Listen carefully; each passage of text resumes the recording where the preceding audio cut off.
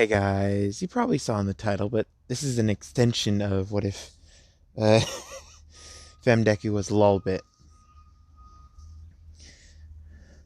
So, what I mean by extension is, you know how I normally say quirks evolve? Well, it's evolving now.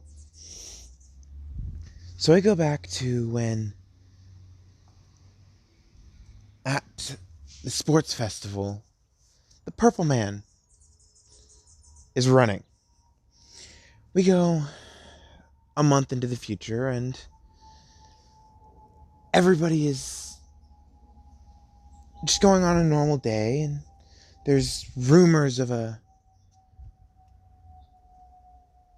pizza joint that has ghosts in it. Heroes are sent out because people are getting attacked by things. They're being mauled. These are mostly night guards, are being mauled by creatures. And so heroes are sent out when a night guard's on duty, and Aizawa walks into the building. And the night guard walks up to him and says, "Hello there, can I help you?" And he goes, "Yes.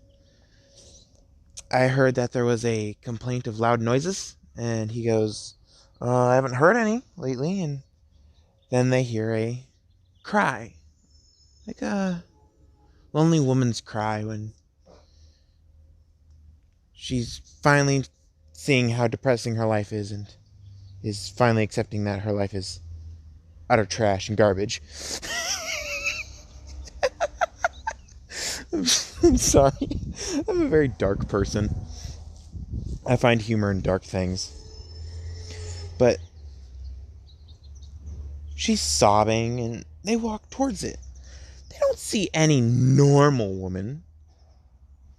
They see a full grown, what looks like a marionette doll. And this and she looks plastic. She doesn't look like human or at all, but she's showing human emotions. And she's crying, and they hear a lullaby around her. It's not the normal lullaby. It's low, it's soft, it's supposed to be soothing, but it's said in a child's voice. So it's really goddamn creepy. Ring around the rosy. Like that. The entire time. Super creepy. So Aizawa gets the heebie-jeebies. The guard starts having a full-blown panic attack. And Aizawa's like, "Okay, you need to leave." And he pushes the guard out. And he walks up to this doll. And he tries to touch her. And he goes right through her. Now, it's very important. He went right through her. And then he's like, "Miss, can you hear me? Miss, can you hear me?" And he's doing everything he can to get her attention. And he finally walks in front of her. And she shows her face. It looks like a mask. And then she blinks out of existence when he blinks. She just disappears. And he hears giggling. And he recognizes giggling. And he runs towards it. And nobody's there. It's like, what the hell? I know who that is. She's been missing. I need to find her.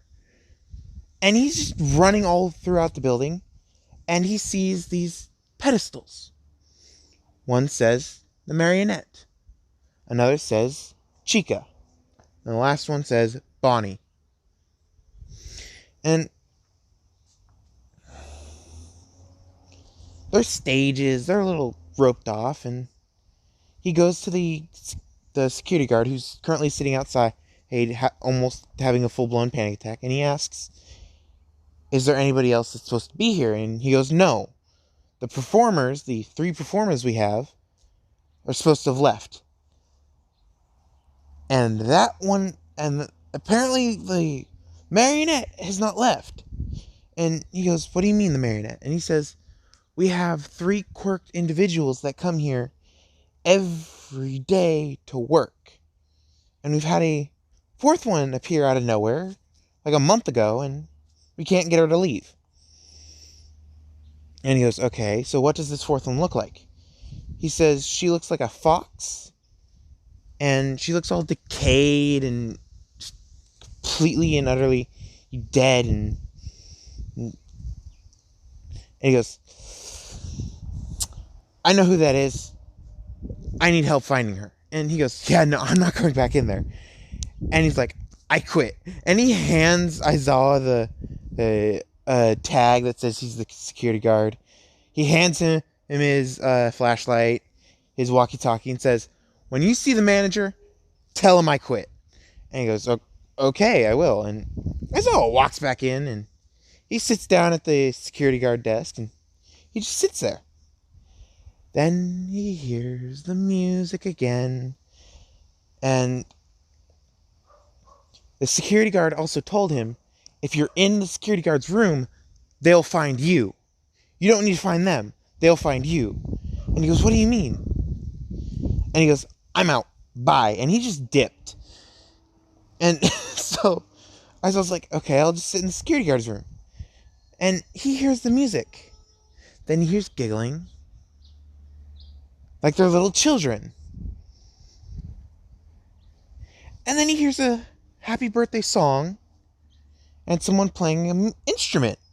And it's like, what the hell? And he looks all throughout the building. All he can do is hear the music and all of it. And he's getting really creeped out. So he's like, I need to find this girl because I know who she's apparently here. Because that was her description. And that was kind of her MO of scaring people.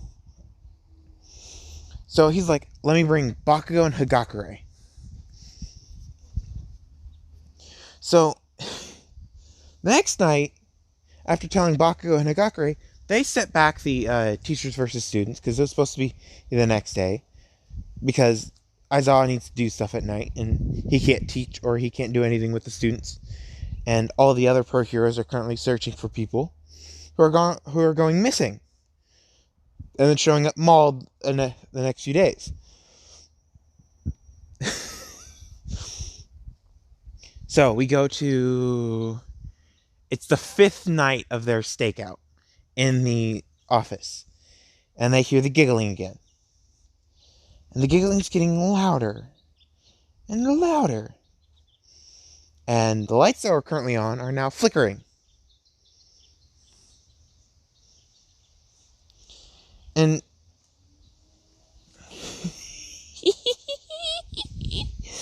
I really hate that I dreamt this up last night. I freaking had nightmares of this. Oh god. But the lights are now flickering and Bakugo's like, whoa. I can handle spicy food, but I can't handle jump scares. And on cue, someone pops in front of them and she's sitting at the table and goes, so, what you doing? And she's rocking back and forth and she's acting like a 4-year-old. And she's the size of a 4-year-old. And Bakugo asks, Izuki, is that you? And she goes, how'd you know my name? And she's rocking back and forth and she's acting like she doesn't remember anything whatsoever. And he goes, I'm your brother, Bakugo Katsuki. Or Katsuki Bakugo. And she goes, don't remember. I've been here my whole life. And he goes, no, you have not. And she goes, I think I would know where I've been my whole life. I can't walk out of this building, sadly. And they go, oh, what do you mean? She goes, I just can't find the doors to leave. And Aizawa goes, okay, I can show you how to leave. And he's keeping his cool, but he's freaking out like, what the hell happened to her? And she's like, "Ooh, really?" He goes, "Yeah." And he holds out his hand, and she grabs it, and he leads her to the door. And she's like, "Why are we going to a wall?" And he looks at the door and goes, "That's the door. What? You can't see the door?" And she goes, No. That's the wall. That's the back of the restaurant." And he goes, he must be joking, because this is the front door. And he walks through the wall to her. And she goes, That's a wall, not a door. And he goes, "Okay." And she goes, "I'm going back to my family.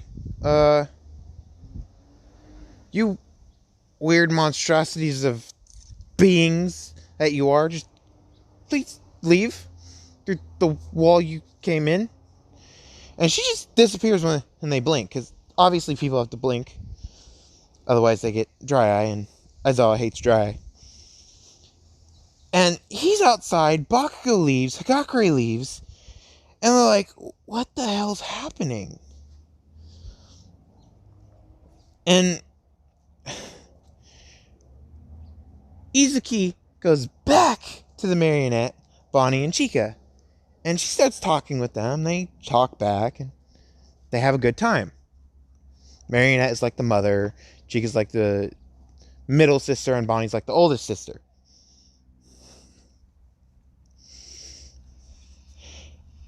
And Izuki is like the youngest sister. And they have the family mentality, because they don't know why. And someone walks up to Aizawa on the street and goes, "Wow, you really did a number on them, didn't you?" And Aizawa turns and sees the purple man. The purple guy. Whatever you want to call him. Monsieur Purple. I don't care. I should just call him Mr. Plum. If anybody knows that reference. Good for you. Golf clap. But he walks up and says, "Wow, you really did a number on them, didn't you?" And he goes, "What do you mean?" And he finally turns around and sees who it is. He goes, "You're the asshole who attacked the... you're the asshole who's the mass murderer." And he goes, "I haven't been murdering anybody." He goes, "What the hell do you mean? We have your DNA and handprint. It's on many murder scenes, on the weapon, and some video evidence of you killing people." And he goes, "I haven't murdered a single person. What I did was I gave them their true bodies." And Aizawa goes, "What the hell do you mean?" And he goes, how do I say this? My quirk is reincarnation. I take people's souls and I put them in their true bodies, so they can act out their, well, true selves." And he just walks away. And as I was like,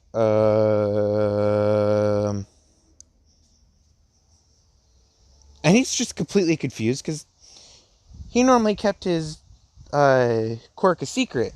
And all of a sudden he just spills the beans on what his quirk is? Like, what? So, inside the store, the purple man basically teleports himself inside the store, because the store is basically his playground. It's like his domain. He gets to do whatever the hell he wants there. And he basically teleports in, and he goes, "I'm back." And the marionette, Chika, Bonnie, and Izuki all start shivering.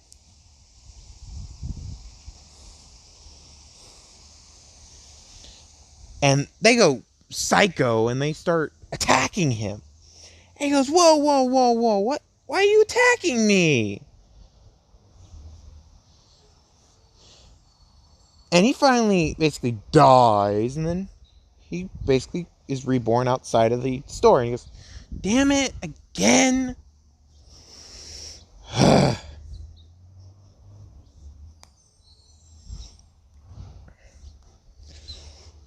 And we go after the Teachers versus Students when All Might is free.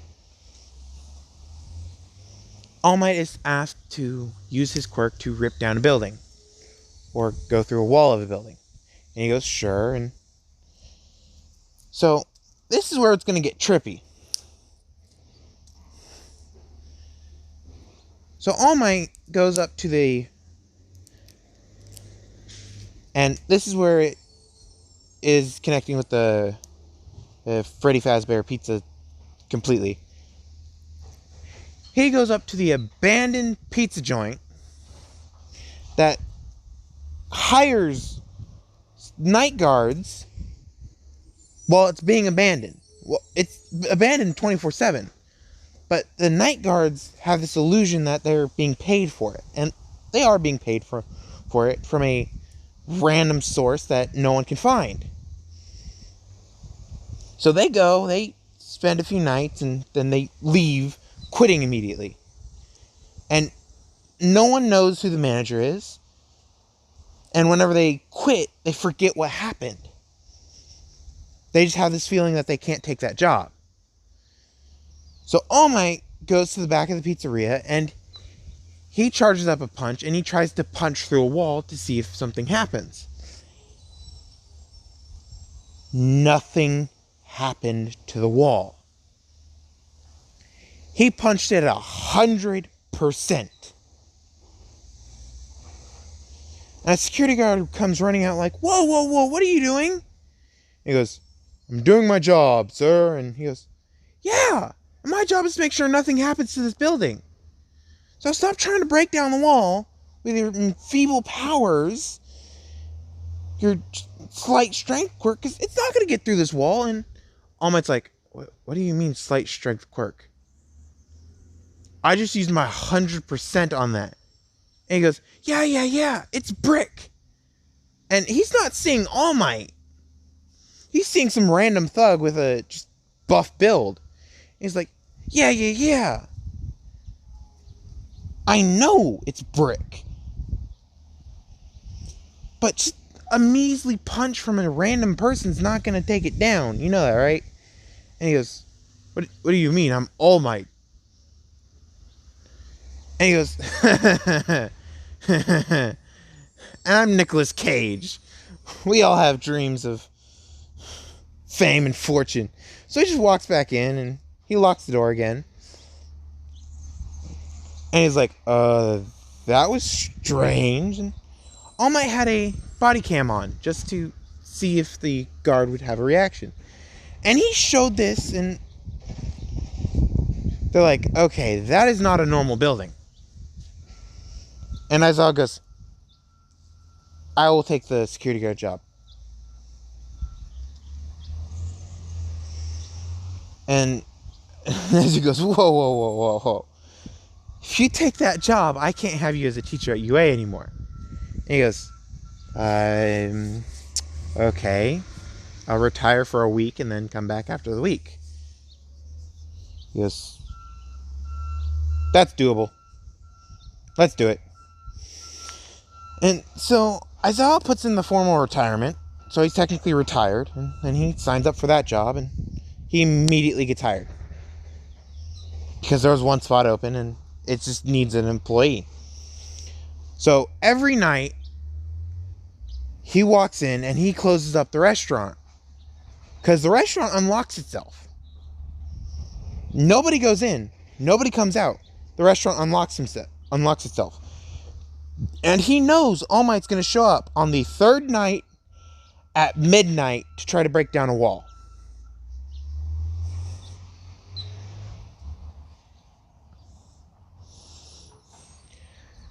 So when All Might shows up, Eraserhead walks out and says, okay, do it. And he doesn't see All Might.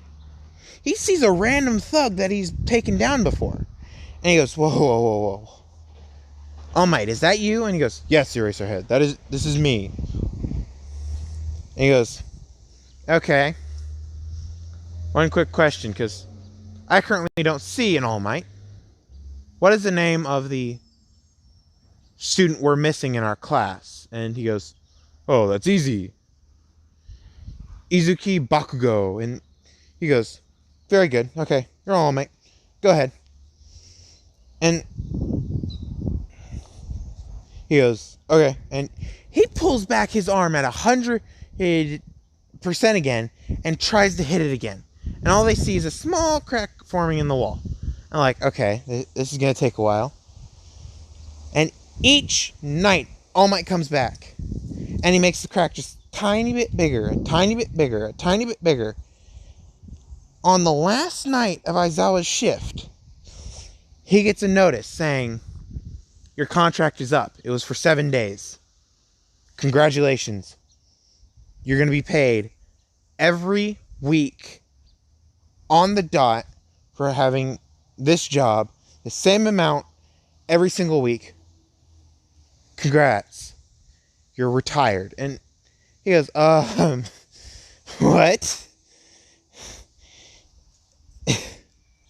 And he walks out at the end of his shift at 6 o'clock in the morning, and he sees Nezu, and he goes, okay, Nezu, you need to keep a track of my bank account, because this, and he shows Nezu a blank paper, and he's like, what is this? And he goes, it's a retirement notice from the manager of the store. And he goes, there's nothing on this paper, it's completely blank. And Aizawa goes, no, I can see it perfectly fine, it's right here, you get this. And he's reading this entire retirement paper, and Nezu goes, that is exactly what I wrote on your retirement paper. And he goes, what? And at the bottom, it has a completely different signature. The only letter that is recognizable is a P. He goes, the thing is signed with a P. And Aizawa took, and this is just a AU thing, Aizawa took a art class before. So he has a little bit of artistic talent. He has some good writing. And he draws the signature perfectly. Takes him a day or two, but he draws the signature perfectly. And he goes, this is the signature. And Nezu sees it this time, and he goes, that's the Purple Man signature. And he goes, what? He goes, yeah. And he pulls up documents with the signature of the Purple Man on it. And he goes, holy crap. All Might needs to keep doing that. And so each night, All Might goes back and he does the same thing over and over and over and over again until finally he punches the wall and a brick comes loose. All Might does not smell the rundown abandoned factory. No, no, no. He smells death. It's a sickly, sweet, rotting smell that he gets. A giant whiff of it. And he looks in and he can't see anything. He pulls out the light that they got. It's the world's brightest light. He turns it on. And he sees a face staring back at him. And he jumps back. And then he hears giggling. It's not a normal face. No, no, no. No, no, no. Switch to another weapon and hit him again, huh? Sorry. That's a Marcus reference from Borderlands 2. Sorry. But he saw the marionette's nightmare form.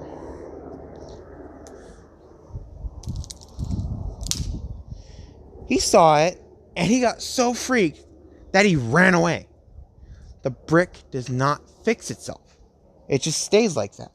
When the sun comes up, they can hear people are patrolling, or heroes are patrolling, and they hear someone yelling help from inside.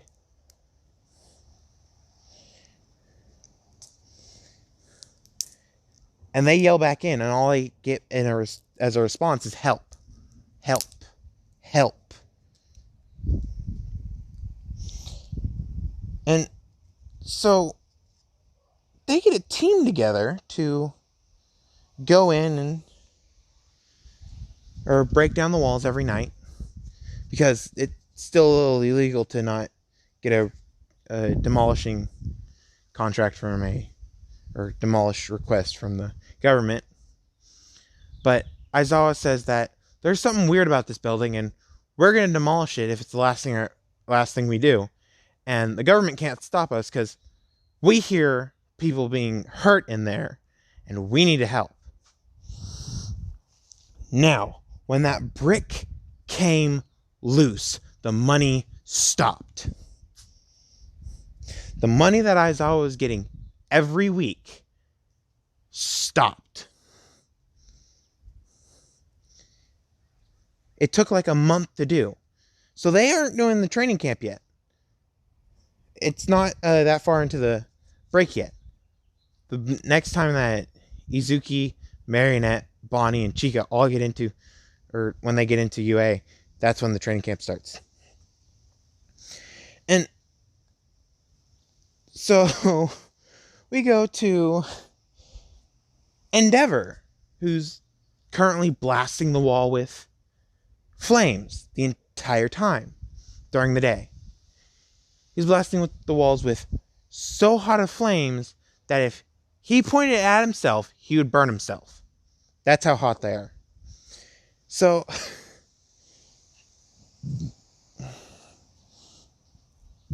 that night, All Might comes back, and the wall is showing a sign of heating. That it heat up really hot, but it's not melting. So Best Jeanist shows up and uses his fireproof jeans and pulls the wall apart. Because it's basically at liquid form, but it stays together without actually being acted upon. So the entire wall comes crashing down, and they don't see human bodies. Well, they see human bodies, but they don't see normal human bodies. They see mutation quirked human bodies. And they see someone eating it. Izuki, Chica, Bonnie, and the Marionette were all in a dreamlike state with their nightmare quirk. With the nightmare side of the quirk. And they all woke up. They were under control in the building. The building's destroyed now. So they're all awake.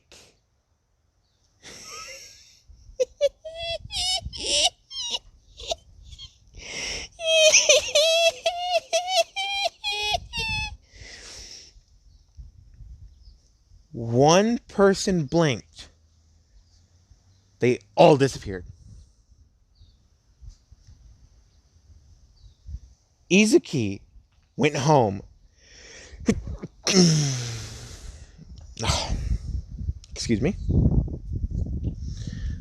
Bonnie went to a music store Jiro's parents owned. Chica went to what used to be her family-owned bakery. Now it's owned by someone named Izumi Midoriya. Yeah. It's called Levels of Cake. And on the sign it says, warning, chance of death. So she went there and she started baking. Izuki went home and jump scared her mom, or her aunt, if you want to say what some people in the UA think, or AU think of Mitsuki in normal form. Like she's been doing it ever since she was little, which she has. But Mizuki has missed Izuki. So Mizuki, seeing Izuki, doesn't get scared. She runs up and hugs her. And Izuki is a little confused. Bonnie sees the instruments and starts playing a sad song. Because the last thing she remembers is her parents dying. Chika bakes a cake for her birthday. Because that was the last thing her parents allowed her to do before she got trapped in that thing they call a pizzeria. And the marionette went to the opera house. And she was just dancing on the stage.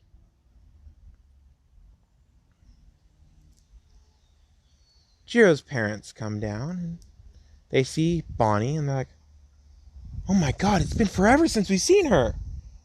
How the hell did she get in though? The owner of the opera house runs down because they see the lights on. And one of the security guards said that somebody turned on the power and they can't turn it off.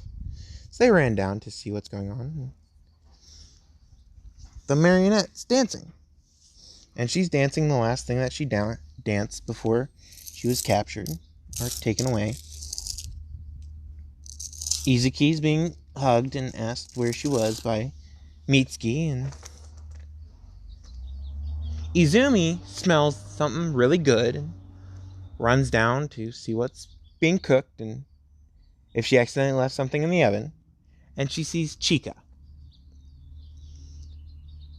Izumi remembers a picture on the wall of the old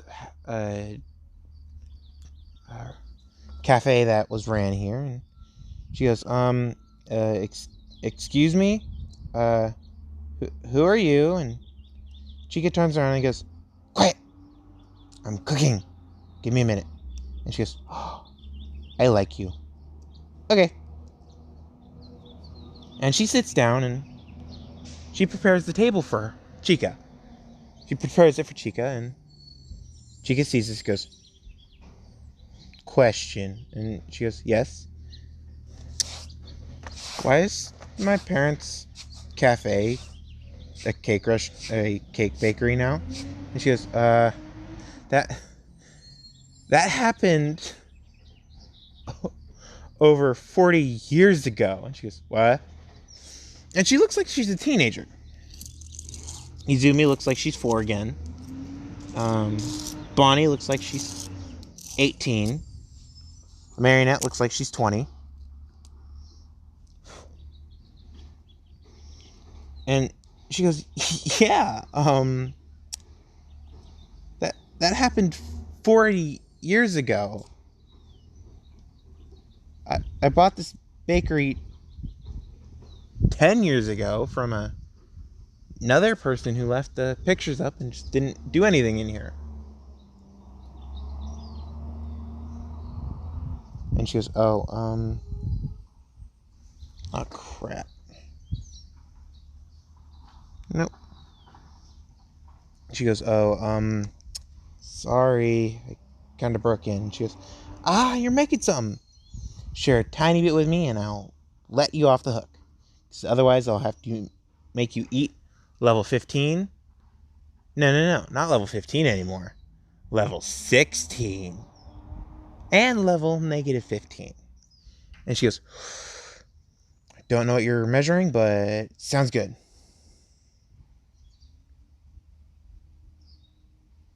I'll be right back. So the manager remembers seeing 20 years ago a girl on stage just disappear. And he sees the exact same dance that was happening on stage. And he asks, Megan?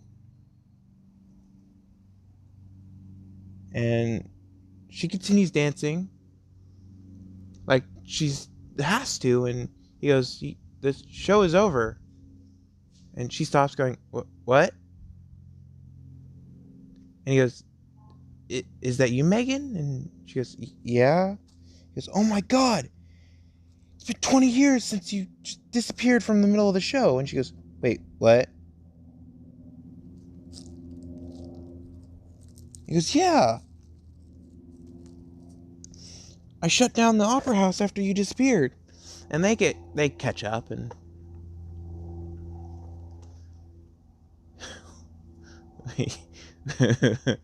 with Bonnie, she's just playing a sad song about loneliness and how how that how that people are not very fun to be around when you know them so well. It just gets annoying after a while. And she's just playing this sad song about how she wants to be saved from something. And both Kyoka's parents know exactly who this is because this was their first child for Kyoka.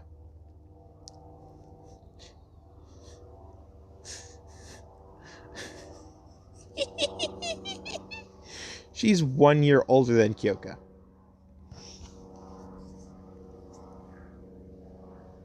Kyoka doesn't remember her because she was taken when she was 5. And now she looks like she's 15. And they say, oh my God! They run up, they hug her, they have a good time.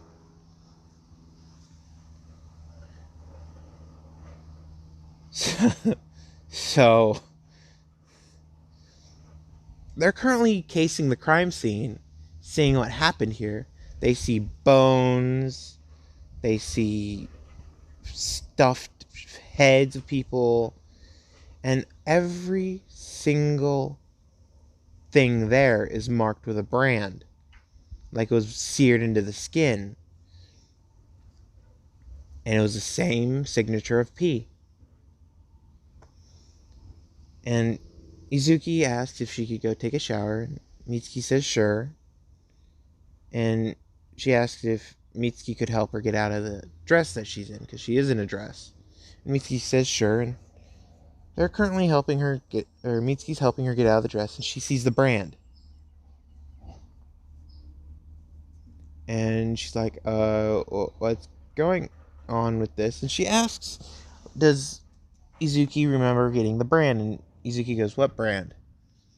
And she looks at it in the mirror and goes, what the hell is this? I don't remember ever getting this. And Maddie remembers this, Bonnie remembers this, and Chica remembers this. Chica's real name is Charlotte. Bonnie's real name is...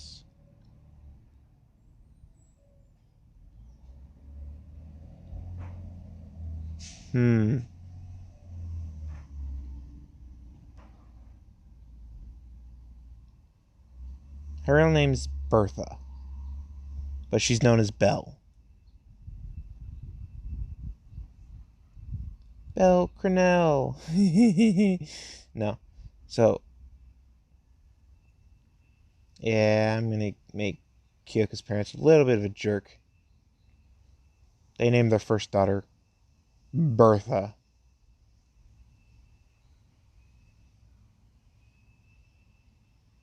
At least it's not as bad as Broomhild. So, the show ends when she sings. No. But they all catch up with what has happened in the years, and they're just awestruck. And the missing persons report that has been filed, and they were claimed dead, has, except for Izuki, was taken down by the people who filed them. And except for the Chico one. That one never came down because no one was waiting for her anymore. She was just filed dead. And so Izumi posts online that a young lady that disappeared 40 years ago just showed up in her bakery and is now a very good friend of hers and is going to help with baking. And everybody hears this and goes, what? So Aizawa runs there as fast as possible and he knocks on the door. And they're currently awake talking about baking tactics and tips and how certain things have changed over the years of how to bake and what ingredients are good and not. And Izumi opens the door going, oh, hey, Eraserhead. You need something? And he goes, yeah, I need to talk to the girl that you're currently harboring. And she goes, sure, come this way. And he walks up to Chika and says, what is the name of your quirk? And she goes, the name of my quirk is fnaf. And he goes, oh God. And he goes, okay, you're immediately being put into UA and we will not limit you from what you're able to do, but you must wear a specific outfit at all times. And she goes, okay. Then Mitsuki calls Aizawa saying Izumi's back and she has a brand on her right shoulder, or on her back, right on top of the shoulder blade, her right shoulder blade. And he goes, okay, Izumi, since you're really good friends with her, check her back and tell me if you find anything. And he shows a picture to Izumi and she goes, yes, sir. And she goes, okay, we're going to get you washed up because I feel like you're going to be a little messy after being gone for like 40 years. And she goes, yeah, I should. That's going to be a different what if. That's what she looks like. That's what Charlotte looks like. Then we go to Bonnie. And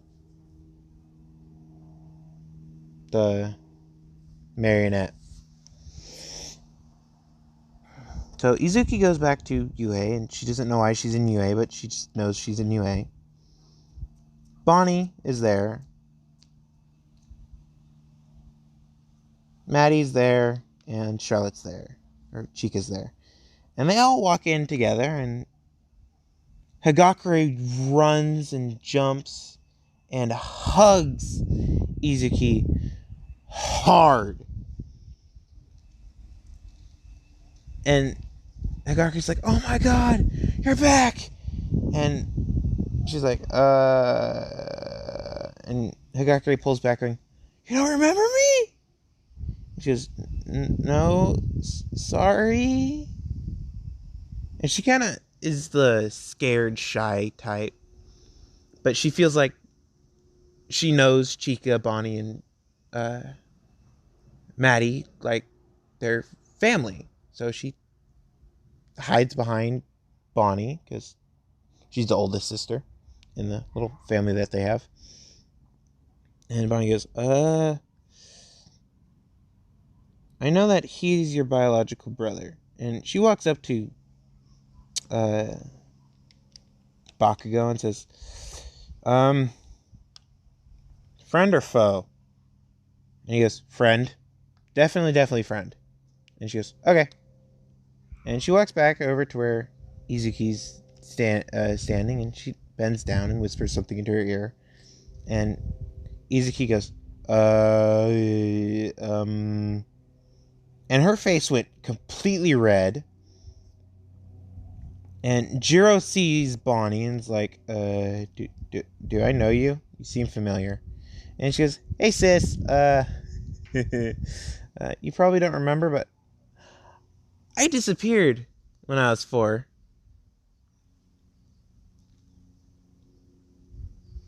And she goes, don't remember that. And she goes, makes sense. You'll probably remember this. And she plays a guitar riff that she just did a few hours ago. And this guitar riff has only been played once before, when she first picked up a guitar.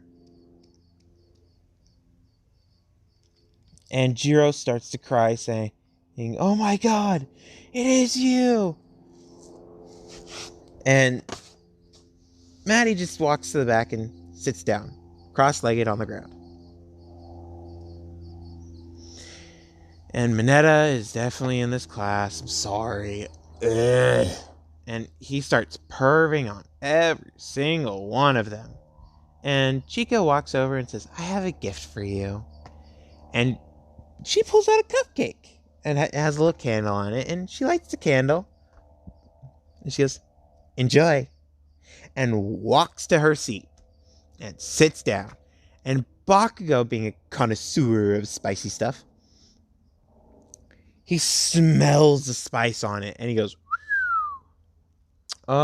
"Chica, is it right?" And she goes, "Yeah, it's my nickname." And he goes, did you come from the cake place?" And she goes, "What cake place?" And he goes, "The cake place." And she goes, "I think I did.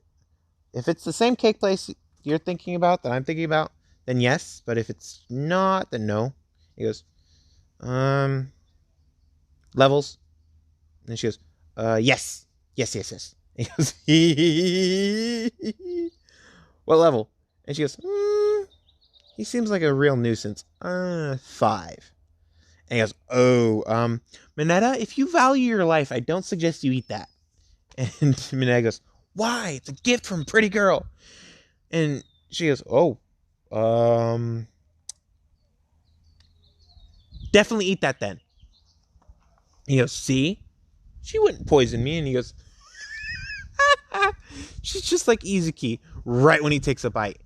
And he hears that and goes, because he remembers what happened at the sports festival. Everybody remembers what happened at the sports festival. And Aizawa wakes up and goes, "Okay, everybody, we're going to the woods." "And everybody needs to get on the bus now before I pass back out." That was a completely unintentional yawn, but I used it. And they go, "Yes, sir." And Izuki, Bonnie, Chica, and Maddie all sit at the back of the bus, and they start talking like they've been together for years. And somebody accidentally bumped Hagakure. And Hagakure dropped something heavy on her foot. Hagakure went, "Ow!" And they felt this aura of murderous intent from Izuki. And she doesn't know why, but she just feels like she needs to kill that person. Ah, crap. I dropped you guys. No! I think my phone's fine. But she just feels the need to release this aura of murderous intent to the person who bumped her. And she goes, and Bonnie goes, "Izuki, are you okay?" And she goes, yeah. And she's trying to rein down her intent to kill. And she goes, yeah, I'm fine. We were talking about cupcakes again? And she goes, no. We were talking about instruments. And Bonnie goes, no. We're talking about dancing. And they start arguing on what they were talking about. And Bakugo looks back and goes, "You're all talking about your own items." They're like, "What?" He goes, "Yes." And he looks at his sister and goes, "You were talking about jump scaring people." He looks at Bonnie. He goes, "You were talking about instruments." He looks at Chica and he goes, "You were talking about, baking." And that idea with the spices, it's such a good idea. I'm going to do it. Hopefully I do it right. And she goes, "I can teach you." And he goes, "Oh, yes." And she goes, obviously, I'm not giving any secrets from my host where I live now. And he goes, oh, no, I don't want those secrets. I want different secrets to help make me better than her. And she goes, you think you can be better than Izumi? And everybody hears that name and goes, yeah, don't mess with Chica. So we go to the training camp because everybody gets thrown off the thing as canon, but Marionette, Bonnie, Chica, and Izuki are all teleporting through the woods. Just being like, this is easy. This is easy. And they all get to the lodge before the bus gets there. And they're like, okay, what now? And Koto walks out and Izuki's like, ooh, friend. And she walks over to Koto and she goes, hey, what's your name? And he tries to punch her. And she goes, that is very rude. Do not try to do that. And he closes his eyes when he punched. And so she just teleported behind him and said, that was very rude. Why'd you do that? And he goes, you damn useless heroes. Heroes are just a waste of space. And he gives the same speeches in canon about heroes being useless and not being worth it. Because they just die and die and die. Die. Sorry, I do a very bad Reaper. And she goes, no, not really. And at this time, there's a man walking up to his bakery. Not bakery, his pizzeria. And he sees a giant hole in the back of his pizzeria. And he goes, what the absolute hell?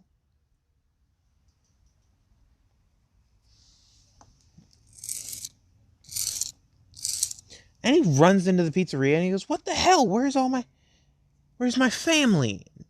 He said family by spitting the word family with venomous intent. And he's like, okay, I'll just recall them. And he looks at his arm and he sees a mark that shows his signature. And he just presses it and the Marionette, Bonnie, Chica, and Izuki start having searing pains on their back. And they yell out in pain, and Aizawa's like, oh crap. Thought this would happen. And he yells to the driver to give him the dart gun.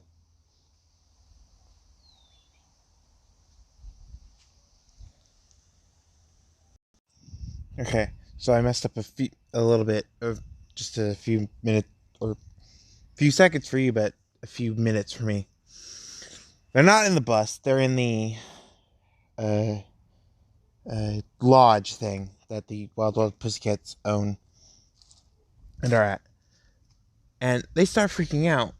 So Tiger runs to the bus, grabs the dart gun, and runs back. And Aizawa's just staring at them. And he asked other students to start staring at them because he needs to blink.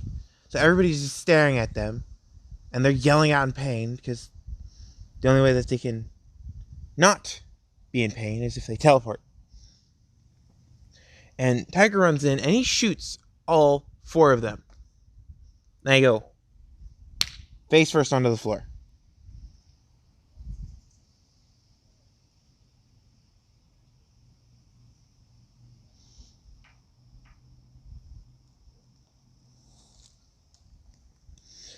And all of them are like, wake up later, and they still feel a little wince from moving their shoulder, and ask what happened. And he said that someone used their quirk on you, and now you're their slave.